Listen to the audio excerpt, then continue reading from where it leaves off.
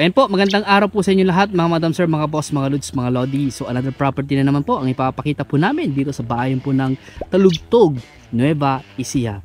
So ito po yung property mga boss. Simula po dito, may bahod po dito, may barbed wire.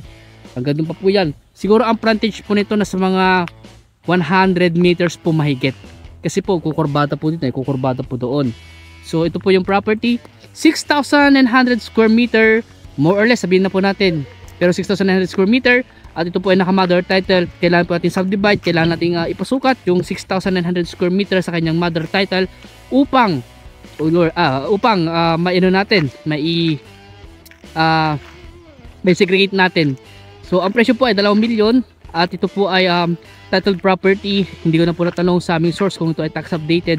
Kung hindi naman po siya tax updated ay babayaran po ni seller yung kanyang amilyar po sa munisipyo. So ito po dito po sa part na ito nabakuran na bakod po ng ibang property at doon sa may part na yan ay bakod na rin po. Ayun po, mayroon siyang bakod lang po ng ibang property po yan sa kabilang property. So mayroon pong puno ng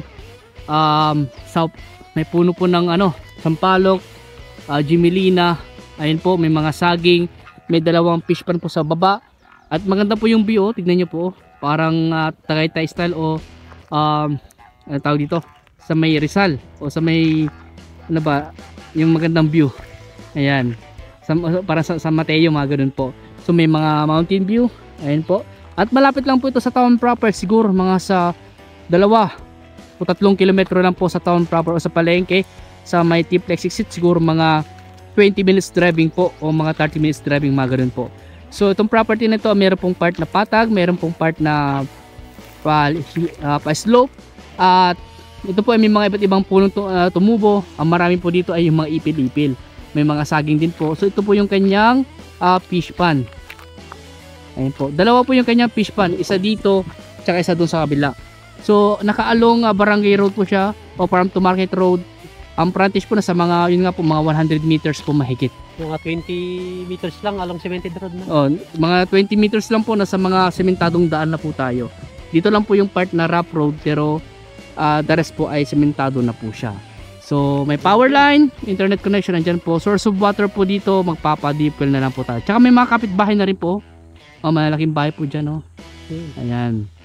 So ganito po kaganda itong property na ito. Okay. So punta naman natin yung ibang part ng property na ito. So ayan po, ito po yung ibang part ng property. Andiyan po yung isang fish pan. Ayan po. At ulitin ko po, ito po ay 6,000 square meter o 6,900 square meter. At ang presyo po ay 2 milyon. Ayan po, ito po yung property. Mas mataas po sa part na doon kung saan ako nag-start mag-vlog. So ayan po, sa mga gusto pong mag-viewing sa property na to, tawagan nyo lang po ako. At Monday to Saturday po available, pero kung Sunday po kayo available ay sasamahan po kayo ng ibang mga kasama po namin sa team. So ayan po, so hanggang dito po muna. Please follow and subscribe para sa ibang mga property po na iba-vlog po namin. So maraming salamat po and God bless.